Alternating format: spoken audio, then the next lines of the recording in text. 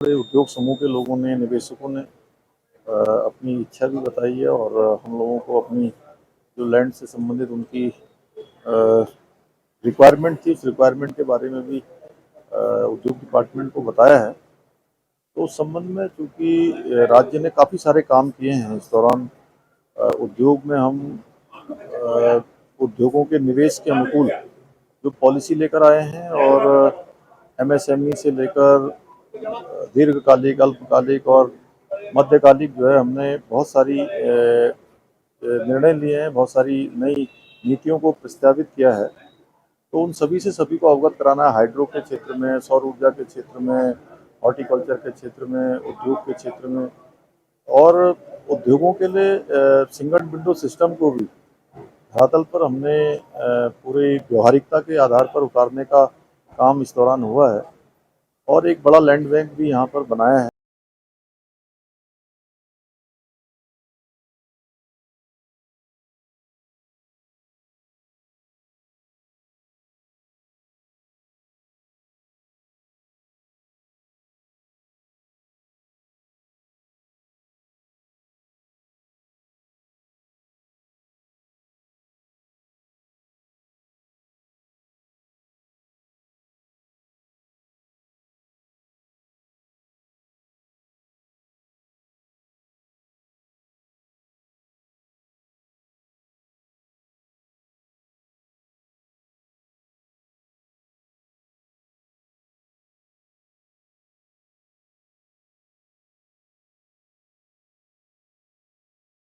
हमारा है लगभग 2.5 लाख करोड़ के आसपास हम MOU साइन करेंगे और इसका इम्पैक्ट जो है आपको आने वाले सालों में मिलेगा, क्योंकि MOU साइन होने के बाद कई प्रक्रियाएं होती हैं और इसका इम्पैक्ट आपको धीरे धीरे अगले साल 3-4 साल 5 साल में मिलेगा। लेकिन पहला प्रयास जो है कि एक्चुअल ग्राउंडिंग हमारी कितनी होती है जब हमारा मेन इवेंट हो, इसके लिए काफ़ी इस दिशा में काम चल रहा है और हम उम्मीद कर रहे हैं कि जो माननीय मुख्यमंत्री जी का निर्देश है और उस दिशा में हम लोग का जो प्रयास है वो सफल होगा। लेकिन सरकार पहले इस बात का जवाब दे तो 1,25,000 करोड़ के जो MOU 2018 में किए हैं इन्होंने त्रिवेंद्र सिंह जी की सरकार में, उस इन्वेस्टर समिट के बाद कितनी इंडस्ट्री यहाँ आई हैं, कितने बड़े इंडस्ट्रिस्ट यहाँ पर आए हैं, कितने लोगों को रोज़गार मिला है, कितने बेरोजगारों को रोज़गार दिया है, क्या व्यवस्था उन्होंने तब की है। तो उसके बाद फिर सोचेंगे। अगर भाजपा ईमानदार है इन्वेस्टर समिट के लिए तो पहले निश्चित रूप से पहले 2018 के इन्वेस्टर समिट के प्रतिफल क्या उसका फायदा हुआ, उसको जनता के सामने रखना चाहिए। त्रिवेंद्र सरकार ने भी 2018 में इन्वेस्टर समिट का आयोजन कर राज्य को ढेरों सपने दिखाए थे, लेकिन वो धरातल पर पूरी तरीके से उतर नहीं पाए। लेकिन अब धामी सरकार ने जो उद्योग सेक्टर में अपनी नीतियों को आसान बनाया है, उससे राज्य की जनता की उम्मीदें जगी हैं कि अब पहाड़ों की सूरत बदलेगी और पहाड़ का पानी, पहाड़ की जवानी राज्य के काम आएगी। मगर क्या ऐसा हो पाएगा? अभय कैतुरा, इंडिया वॉइस, देहरादून।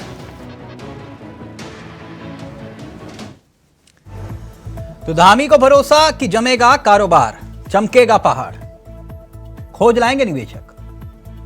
क्या वाकई ऐसा हो पाएगा? आज इसी पर करेंगे चर्चा। हमारे साथ जुड़ेंगे तमाम मेहमान। इन मेहमानों से आपका परिचय करवा देते हैं। तीनों आपकी स्क्रीन पर हैं। हमारे साथ कांग्रेस के सबसे अनुभवी चेहरों में से एक सुरेंद्र अग्रवाल जी इस कार्यक्रम का हिस्सा बन चुके हैं। हमारे साथ बीजेपी की तरफ से हेमंत द्विवेदी जी इस कार्यक्रम का हिस्सा बन चुके हैं। साथ ही रविंद्र सिंह आनंद हमारे साथ इस कार्यक्रम का हिस्सा बन चुके हैं, जो कि आम आदमी पार्टी के तेजतर्रार चेहरों में से एक हैं। आप सभी का बहुत बहुत स्वागत है। सबसे पहले हेमंत जी, जो शंका कांग्रेस और विपक्ष जता रहा है, उसी शंका पर मैं आना चाहूंगा और इस कार्यक्रम की शुरुआत। ठीक है, अच्छी कोशिश, अच्छी कवायद हर राज्य के मुख्यमंत्री को करनी चाहिए। अब यहां पर कंपनियां आएंगी या सिर्फ और सिर्फ करार होगा, यह फिक्र है विपक्ष की और उत्तराखंड की आवाम की। इसका उत्तर सबसे पहले।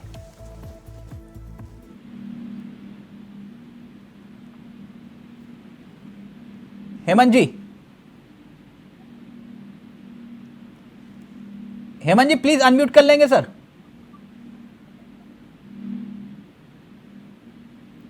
हेमंत जी, मैं माफी चाहूंगा, हमारे एंड से तकनीकी दिक्कत की वजह से आपसे संपर्क नहीं हो पा रहा। मैं कोशिश करता हूं दोबारा जुड़ने की।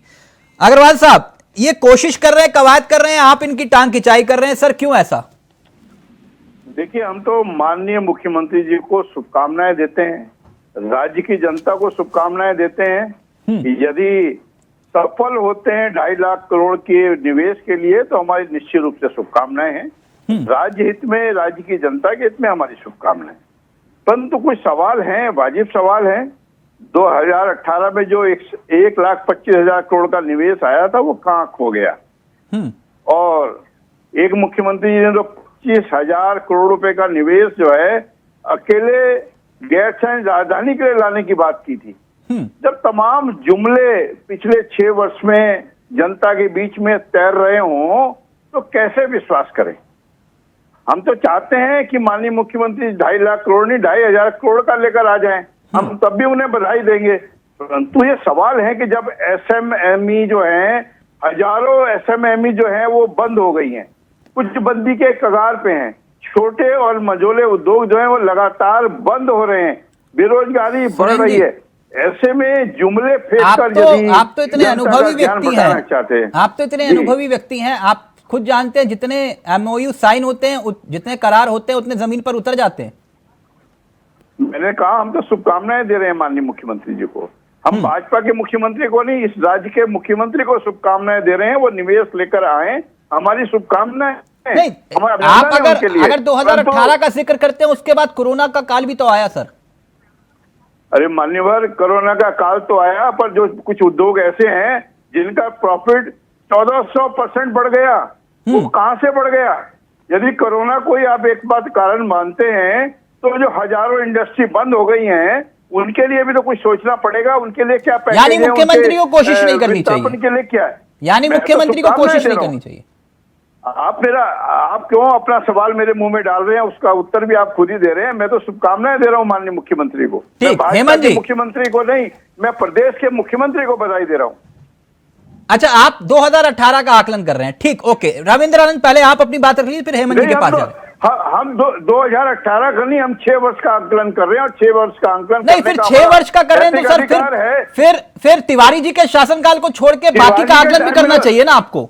बिल्कुल, निश्चित रूप से उद्योग आए, जो उद्योग नहीं आए हैं वो तो एक्सपर्ट भाजपा के। सर 2012 से 17 में कितने उद्योग आए हैं बताइए? फिर वो तो पूछिए, भाजपा से पूछिए, उनके जो सर भाजपा से सरकार आपकी थी सर, सत्ता आपकी, आप कह रहे हो भाजपा से पूछो। हमारी सरकार जो थी वो कितने साल रही? हमारी सरकार को दल बदल करके गिराया है। हमारी सरकार को तो काम करने से रोका गया है। राष्ट्रपति शासन लगाया, 6 महीने तो कोई काम ही नहीं हुआ। उसके बावजूद भी हमने जो कर दिखाया है, जब तमाम भाजपा के नेता लोग ये कहते थे कि जो पर्यटन पर आए, जो 4 धाम यात्रा पे आए, वो कफन बांध कर आए। हमने 2013 के बाद सर वो भी थे जिन्होंने आपदा में हेलीकॉप्टर को पर्यटन की तरह इस्तेमाल किया, चाचे भतीजों को अपने हेलीकॉप्टर में घुमाया। तो ये भी बताइए ना सर। बिल्कुल हाँ, ये बताने जा रहा हूँ कि विधानसभा को कई दिन नहीं चलने दिया। आपदा का हत्यारा जिसको कहा था। सर एक मिनट सुरेंद्र जी, एक मिनट जरा मैं रविंद्र जी को चर्चा में ले आऊं। हेमंत जी अभी चर्चा में नहीं आया, एक मिनट रविंद्र जी। मेरी बात पूरी नहीं हुई, एक शब्द और बोलने दीजिएगा। जिस 35 लीटर तेल पीने वाले स्कूटर की बात माननीय प्रधानमंत्री जी कर गए थे, वो तो आज भाजपा में विराजमान है। भाजपा का मुकुट है आज की तारीख में। तो रविंद्र जी आज विषय सर ये नहीं है, डिबेट चर्चा भटक जाएगी, मैं उस विषय में नहीं जाना चाह रहा। नहीं, आपने हिसाब मांगा मेरा सर हिसाब तो सर सरकार आपकी थी तो हिसाब तो मांगेंगे ना सर। मुख्यमंत्री आपकी कांग्रेस ने उन्हें बनाया था, बीजेपी ने नहीं बनाया था सर, जिनका आप जिक्र कर रहे हैं। हमने हटाया भी। आपने हटाया भ्रष्टाचार के आरोप में नहीं, किसी और वजह से हटाया था। नहीं, अगर भ्रष्टाचार के आरोप में हटाया होता तो उन पर कानूनी कार्रवाई होती, आपने नहीं की थी। एक मिनट, विधानसभा चलने नहीं दी भाजपा नेताओं ने उन पे आरोप। सर तो विधानसभा कई बार नहीं चली है, मुख्यमंत्री को थोड़ा हटा दिया जाता है सर उसके लिए। एक मिनट, तो नहीं डाला जाता है, मुख्यमंत्री की जिम्मेदारी है, निश्चित रूप से जिम्मेदारी है माननीय मुख्यमंत्री जी की। एक मिनट सर, एक मिनट। रविंद्र आनंद जी कैसे देखते सर इन्वेस्टर समिट को? वही कह रहे कि जो किया वो कांग्रेस शासन काल में हुआ, और अगर ये हमारी टांग खिंचाई ना करते तो 2012 से 2017 तक उद्योग ही उद्योग होते उत्तराखंड में। लगता आपको? देखिए चावला जी, जो इन्वेस्टर समिट है ना, इसको हम सफेद हाथी कह सकते हैं, क्योंकि इससे पहले भी त्रिवेंद्र सिंह रावत जी ने देहरादून के परेड ग्राउंड में एक आयोजन किया, करोड़ों रुपए खर्च किए और ये कहा कि करोड़ों रुपए आने वाले हैं, लेकिन आया कुछ नहीं, एक ढीला तक नहीं आया। और मुझे ऐसा लगता है कि देखिए बाहर का जो इन्वेस्टर है ना, बजाय इसके कि मैं सरकार को कोसूं, पहले हम जो बाहर के जो इन्वेस्टर्स हैं उनकी भी समझनी पड़ेगी वो क्यों उत्तराखंड में आए और क्यों ना आए। तो उसके लिए सरकार उनको सही माहौल, सही इंफ्रास्ट्रक्चर, सही चीजें दे पाएगी क्या? सरकार उनको सही जो मानक हैं वो दे पाएगी क्या? सरकार उनको जो कानून नियम चाहिए जिससे वो आराम से काम कर सके उत्तराखंड में, क्या वो सरकार दे पाएगी? सवाल ये है चावला जी, क्या करना चाहिए आनंद जी जो नहीं कर रही सरकार?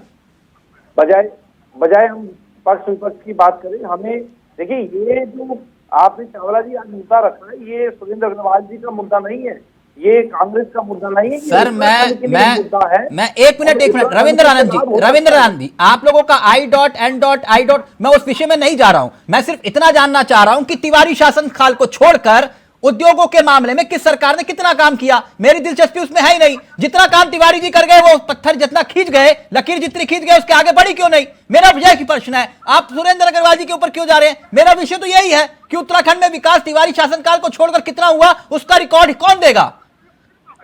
आप अपने गठबंधन के लिए यहां पर बैठकर जिंदाबाद मुर्दाबाद के नारे लगा सकते हैं, लेकिन मेरा विषय उत्तराखंड है।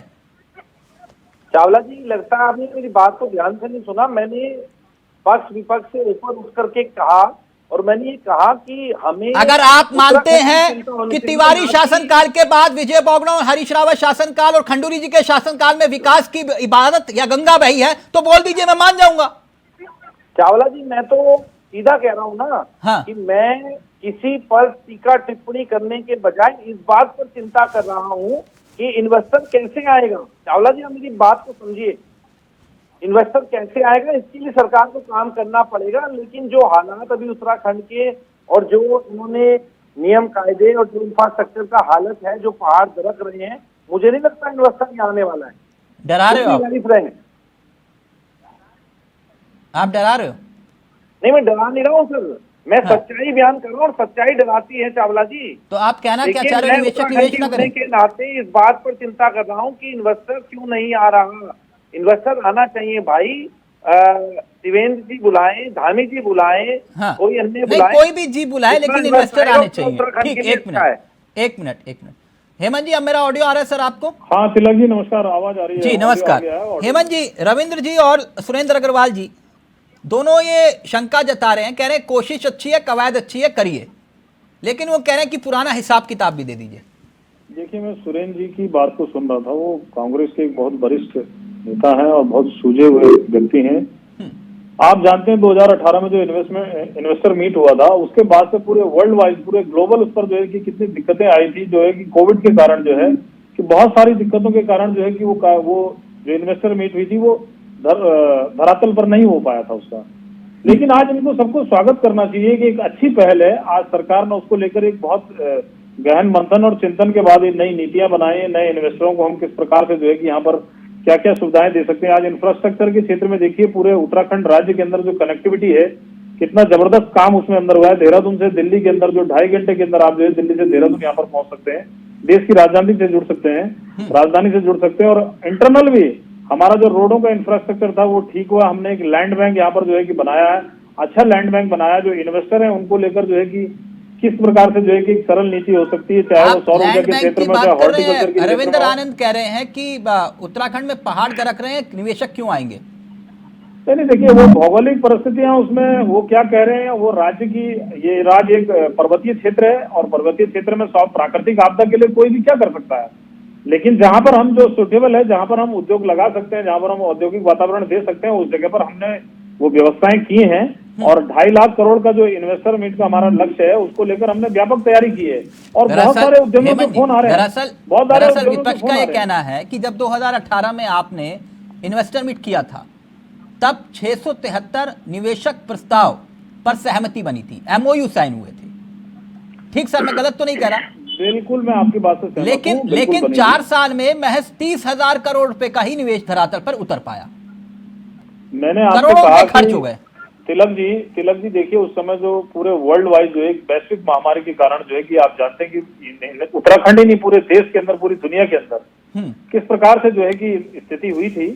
लेकिन उस सब के बाद में जिस तरह से हमारे सरकार से बहुत सारे उद्यमी हमारे संपर्क में, और वो आना चाहते हैं यहाँ पर, और किस प्रकार से हम उनको जो है कि पहले रविंद्र जी आप, फिर मैं सुरेंद्र जी को पूरा मौका दूंगा। सुरेंद्र जी कह रहे थे एक बात, मैं सुरेंद्र जी कह रहे थे कि उसका हिसाब दें। मैं सुरेंद्र जी से एक बात पूछना चाहता हूँ। बात है कि 2012 से 17 तक कांग्रेस की सरकार रही। हाँ। आप मुझे बता दीजिए कि धरातल पर आपने कितने उद्योग स्थापित किए आपकी सरकार ने यहाँ पर? आप तो कह रहे हैं कि सरकार को हमने जो उद्योग बंद हो रहे थे उन तमाम उद्योगों को बंदी से रोका है हमने। एक काम करें रविंद्र जी, एक मिनट सुरेंद्र जी अपनी बात रख रहे हैं। 1 मिनट सुरेंद्र जी अपनी बात रखिए। 2012 में जो हमारी अर्थव्यवस्था की बुनियाद को भाजपा ने चौपट किया था, उस बुनियाद को वापस विकास की बुनियाद पर लाए हैं। अरे साहब, भाजपा ने चौपट हजारों उद्योग धंधे बंद हो रहे थे, उन उद्योग धंधों के बिल्कुल पटरी पर लाए हैं हम। हमने भाजपा का हमेशा सकारात्मक रवैया रहा है उत्तराखंड राज्य के विकास को लेकर। देखिए,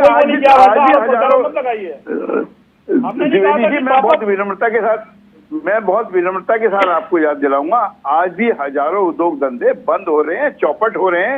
उनको पुनर्स्थापित करने के लिए, उनको विकास करने के कुछ करिए। क्योंकि सिंगल विंडो की बात कहने वाले ही आपके तीसरे चौथे मुख्यमंत्री हैं कि उद्योगों के लिए हम सिंगल विंडो सिस्टम ला रहे हैं। सिंगल विंडो की बात तो हरीश रावत जी भी करते थे ना सर।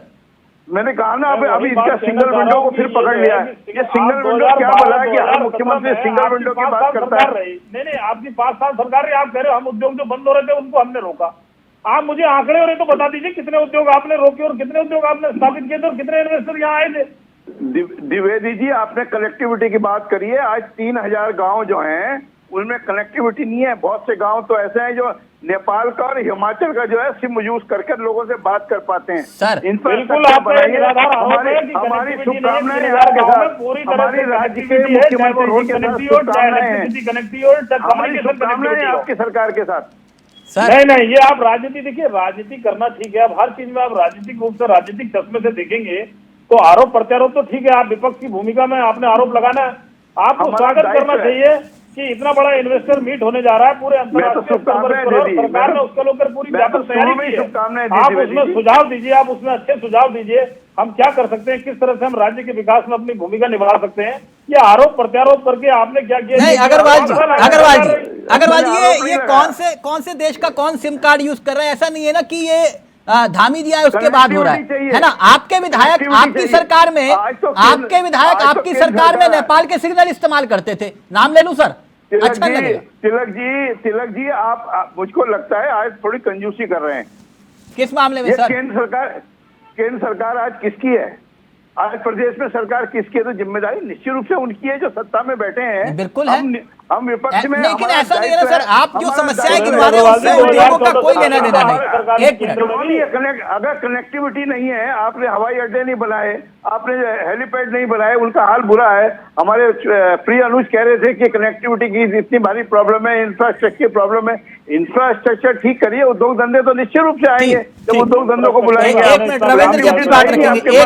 एक मिनट रविंद्र जी, मसला सुझाव करना। अब लाइव में कमेंट आ गए। अब हेमंत जी ने कहा कि उद्योग बताइए कितने स्थापित किए 2012 से 2017। लग रहा है हेमंत जी कोई आप ही का सहयोगी है। वो ये कह रहे हैं कि एक उद्योग बहुत स्थापित हुआ था ट्रांसफर और पोस्टिंग का और आपदा में घोटाले का। खैर वो एक अलग विषय है। लेकिन रविंद्र जी अपनी बात रखिएगा, फिर उसके बाद हेमंत जी आपके पास आ रहा हूँ। रविंद्र जी बोलिए, सुझाव नहीं दे सकते क्या? मैं अभी देख रहा था कि हेमंत जी किस प्रकार पिछली सरकार पर उंगली उठा रहे थे। वो ये भूल गए हैं कि वर्तमान में उनकी सरकार है और जिस प्रकार से उनकी सरकार ने पिछले 6 साल में इन्वेस्टर समिट को लेकर के सिर्फ नाटकीय रूप से जो कार्य किया है, धरातल पे कुछ नहीं है। और इंफ्रास्ट्रक्चर की लिए बात कर रहे थे। आज 75 पुल ऐसे हैं जो जर्जर हालत में है। सैकड़ों सड़कें आज बंद हैं। आज की डेट की अगर हम बात करें हेमंत जी, सैकड़ों सड़कें आज बंद है। कैसे उद्योग धंधे, आप बताएं कि आप एक व्यापारी हैं, आप उस प्रदेश में कैसे काम करेंगे जहाँ सड़क ही नहीं पहुंचेगी? आप मुझे ये बताइए, जहाँ पर बिजली नहीं है, जहाँ पर पानी नहीं है, कहाँ सड़क नहीं पहुंची, कहाँ बिजली नहीं पहुंची, आप बताइए ना मुझे। अब कहाँ की कहानी बता रहे हैं आप मुझे? बात करें जहाँ से प्राकृतिक आपदा आई है, आपदा के कारण कई पुल क्षतिग्रस्त हुए हैं, लेकिन किस तरह से युद्ध स्तर पर सरकार काम कर रही है और सरकार ने इंफ्रास्ट्रक्चर पर बहुत जबरदस्त काम किया। आप 4 धाम के ऑलवेदर सड़क को देखिए, दिल्ली से देहरादून की कनेक्टिविटी को देखिए, आप सड़कें देखिए, दिल्ली से रामपुर, दिल्ली से रुद्रपुर, ये टनकपुर और पिथौरागढ़ तक पूरा जो है कि पूरे रेलवे का पूरा रोड का जाल हमने बिछाया। पहाड़ों में जो सपना देखते थे कभी रेल जाएगी 2024 तक, कर्मप्रयाग के अंदर रेल जाएगी, ये तमाम विकास कार्य ये आपको कोई नहीं दिखाई दे रहा। आपको कि हमने देखो कागजी कार्रवाई से काम नहीं चलेगा हेमंत जी, काम करके दिखाना पड़ेगा। काम करके दिखाया हमने। ये सपना होता था जो रेल, आज रेल 2024 में कर्मप्रयाग तक रेल जा रही है। रेल मार्ग का काम हो चुका है, 80% कार्य रेल मार्ग हो चुका। जो सपना होता था कभी कि रेल कभी पहाड़ों में जाएगी, आप देखिए। और देहरादून से दिल्ली की कनेक्टिविटी देखिए आप, सीधा जनता को लाभ। सड़कों पर जितना काम हमने किया, आज आप देखिए 4 धाम पे जो यात्री आते हैं, जो all weather road Badrinath Kedarnath highway पर आप देखिए कि किस तरह से काम हो रहा है। युवा सड़कों पर है, लाखों लोग जो है कि तीर्थ यात्री आज पर्यटक यहाँ पर तीर्थयात्रा के लिए आ रहे हैं। रविंद्र जी एक मिनट हेमंत जी, रविंद्र जी क्या करना चाहिए सरकार को? देखिए ये इन्वेस्टर समिट का प्रोग्राम कैंसिल कर देते हैं। आप ये चाह रहे हैं प्रोग्राम कैंसिल करो और सरकार को कुछ नहीं करना चाहिए जी? ये इन्वेस्टर समिट का प्रोग्राम कैंसिल कर दें? बिल्कुल नहीं कैंसिल करो। मैंने पहले ही कहा है कि इस पर सस्टेनेबल सोल्यूशन ढूंढने होंगे। जगह चिन्हित कीजिए कहाँ कहाँ पर उद्योग धंधे लगते। अरे तिलक जी, आप इनको भाई साहब को कहिए, आप अध्ययन करके आइए। हमने जगह कहाँ चिन्हित की है, हमने लैंड बैंक कहाँ बनाया है? आप ये कह रहे हैं कि ये लैंड बैंक के बिना चिन्हित किए हुए, क्योंकि अनुभवी व्यक्ति हैं, सुरेंद्र अग्रवाल जी से भी पूछ लूंगा, वो आपको बता भी देंगे। मतलब लैंड बैंक चिन्हित किए हुए ये इन्वेस्टर सबमिट कर रहे हैं, आपको ऐसा लगता है? देखिए ऐसा है कि पिछले अगर नहीं मैं आपसे पूछ रहा हूँ, ऐसा होता है? एमएसएमई के जो छोटे लोग लघु उद्योग धंधे हैं, हजारों लाखों की संख्या में बंद हुए हैं। रविंद्र जी मैं मान रहा हूँ, ये तो तिवारी शासनकाल में जो बने थे वो 2012 से 17 तक कई उद्योग धंधे बंद हुए। मैं आपसे सिर्फ ये कह रहा हूँ, लैंड बैंक का जिक्र कर रहे हैं, आप कह रहे बिना चिन्हित किए और सरकार इन्वेस्टमेंट कर रही है के रूप में। आप बैक में जा रहे हैं कांग्रेस की तरफ, और मैं वर्तमान की बात कर रहा हूँ कि वर्तमान में चीजें कैसे ठीक होंगी। मैं तो सुझाव दे रहा हूँ और आप रविंद्र जी जा रहे हैं पीछे को। आप लोग अपनी भाषा बदल सकते हैं, मैं नहीं बदल सकता। चावला जी माफ करिएगा, ना एक मिनट रविंद्र जी, मैं क्लियर कट कर दूं आपको। मैंने तिवारी शासन काल के बाद का जिक्र किया है, आपने सुना नहीं शायद। मैंने खंडूरी शासनकाल, निशंक शासनकाल, बहुगुणा शासनकाल और हरीश रावत शासनकाल का भी जिक्र किया और त्रिवेंद्र सरकार का भी जिक्र किया है। आप भूल गए होंगे। आप समर्थन और ये अपनी विचारधारा को बदल सकते हैं। आप लोगों से जब सवाल पूछे जाते थे तब 2006 से मुझे हिसाब किताब गिनवाते थे। आज बैठ के कह रहे हो कि सिर्फ खंडूरी शासनकाल का जिक्र करो। मैंने आपसे किसी शासनकाल की जिक्र करने की बात नहीं कही। मैंने कहा कि वर्तमान में जो दिक्कतें हैं उसका सस्टेनेबल सोल्यूशन क्या है वो वही तो पूछ रहा हूं सर, आपके पास क्या है बता दीजिए। देना होगा, अच्छा माहौल देना होगा, अच्छी नीति लानी होगी, तभी जाकर के कोई व्यापारी, कोई उद्योग धंधा यहाँ कामयाब होगा। मेरी बात से मेरे ख्याल से ये प्रवक्ता भी सहमत होंगे। अच्छा माहौल मिलेगा तभी व्यापारी इधर आएगा। माहौल बनाना पड़ेगा। क्या माहौल बनाना पड़ेगा ये नहीं बता रहे आप। मैं बता रहा हूँ ना, फिल्म इंडस्ट्री के लिए आपने क्या किया। आप ये बताइए कि यहाँ पर बड़े से बड़े डायरेक्टर आकर के उन्होंने कहा कि हमारे लिए कुछ अच्छी नीति बनाइए। आप आज तक नीति नहीं बना पाए। ठीक, रविंद्र जी से अध्ययन करके आइए। इन लोगों को पता ही नहीं है। जवाब दीजिए हेमंत जी, फिर सुरेंद्र जी से फाइनल कमेंट। मैंने कहा है कि देखिए, इसको लेकर हमने पूरी तरह से पूरी तैयारी की हुई है। हमने लैंड बैंक चिन्हित किया हुआ है और जितने भी उद्यमी और जो इन्वेस्टर यहाँ पर उत्तराखंड के अंदर आएंगे उनको लेकर एक सरल नीति सिंगल विंडो सिस्टम स्थापित किया है। और हम हमारी ये सिंगल विंडो सिस्टम तो सर सुन के है ना। नहीं तिलक जी, इस बार देखिए मैं आपसे, देखिए वो कोविड का कार्यकाल जो रहा है, नहीं उससे पहले था sir single window system. Harish Rawat ji भी बोलते थे, विजय बहुगुणा जी भी बोलते थे, निशंक जी भी बोलते थे। निशंक जी ने अब एक मिनट, निशंक जी ने कहा था, एक मिनट, आप लोग भूल गए होंगे, निशंक जी ने कहा था विजन 2020, याद आया आप लोगों को? कहा था ना विजन 2020। सर 2024 आ गया। अब हम कहेंगे कि विजन जो है अब आगे बढ़ा दो। तो ये तो हम सुनते हुए आ रहे, single window system, single window system. नहीं तिलक जी, देखिए इस पर जो हमारा जो इसमें जो 2.5 लाख करोड़ का जो हमारा लक्ष्य है उसको लेकर हमने व्यापक तैयारी की है। अच्छी बात है। इस पर हमने जो फाइनल कमेंट में सुरेंद्र जी का ले रहा हूं।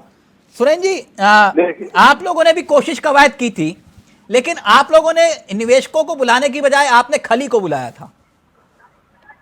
आप हमारी तरफ ही ज्यादा ध्यान दे रहे हैं सर। अब देखिए 6 वर्ष से, सुनिए तिलक भैया, पिछले 6 वर्ष से जिन लोगों की सरकार है क्या उनकी कोई जिम्मेदारी नहीं है? क्या हम विपक्ष में रहते हुए हमारा दायित्व नहीं है कि ये जानकारी लें कि भाई पिछले आपके वादे पूरे नहीं हुए? हम आपको शुभकामनाएं देते हैं कि 2.5 लाख करोड़ का आप निवेश लेकर आ रहे हैं। हाँ। जो आप नीति बना रहे हैं, जो आप कार्यक्रम बना रहे हैं, जो इंफ्रास्ट्रक्चर बनाना चाहिए, क्या क्या इंफ्रास्ट्रक्चर होना चाहिए, स्टेक होल्डर से नहीं पूछा जाना चाहिए? या किसी इंडस्ट्री बॉडी से आपने सलाह ली है? पैसे की बर्बादी तो सलाह ले लें। 2018 में पैसे की बर्बादी थी, जब खली आए थे तब पैसे की बर्बादी नहीं थी। तिलक जी मुझे बात पूरी नहीं करने दे रहे। आज लगता है कि आपने कुछ ठान लिया है कि हमको नहीं बोलने देंगे। नहीं अग्रवाल सर, ऐसा कभी हुआ है? नहीं, आज आपने ठान रखा है कि विपक्ष की बात को जो है विपक्ष से सवाल करेंगे। नहीं, ये अधिकार तो ये अधिकार उतना ही आपका है। नहीं सर, आप जानते हैं ऐसा नहीं है। सैकड़ों डिबेट्स आपके साथ हुई है, ऐसा नहीं है। आप अपनी बात रखिए। तिलक जी ऐसा है ना, जितनी जिम्मेदारी आपकी है विपक्ष को की बात को जनता तक पहुंचाने की और सरकार तक पहुंचाने की, वो मैं समझता हूं आप तो निष्पक्ष हैं, निर्भीक हैं।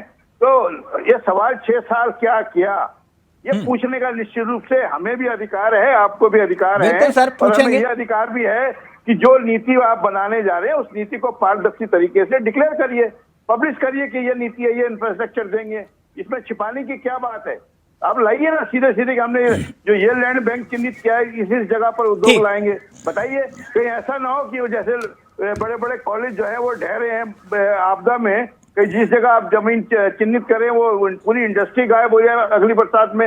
लाइए, ट्रांसपेरेंट तरीके से लाइए। हमारी शुभकामनाएं सरकार के साथ हैं। बहुत अच्छी बात कही आपने, मुख्यमंत्री, बहुत अच्छी बात कही। मुख्यमंत्री जी को, भाजपा के मुख्यमंत्री को हम बेशक शुभकामनाएं ना दें, पर हम प्रदेश के मुख्यमंत्री को, माननीय मुख्यमंत्री सबके हैं, मुख्यमंत्री प्रदेश के मुख्यमंत्री हैं। बिल्कुल, व्हाइट पेपर अगर 2.5 लाख करोड़ के इन्वेस्टमेंट लाते हैं, लाइए श्वेत पत्र लाइए। नहीं, व्हाइट पेपर सबको जारी करना चाहिए, किसकी सरकार में कितने उद्योग आए, ये बहुत अच्छी बात है, प्रयास करना चाहिए। थैंक यू सो मच, बहुत बहुत शुक्रिया आप तीनों मेहमानों का। वक्त इजाजत नहीं दे रहा, इस विषय पर आगे भी चर्चा जारी रहेगी, लेकिन निवेशक एक खोज है, अब इस खोज को खोज पाते हैं मुख्यमंत्री धामी जी, अब देखना ये बाकी है। नमस्कार, जय हिंद, जय भारत, जय उत्तराखंड।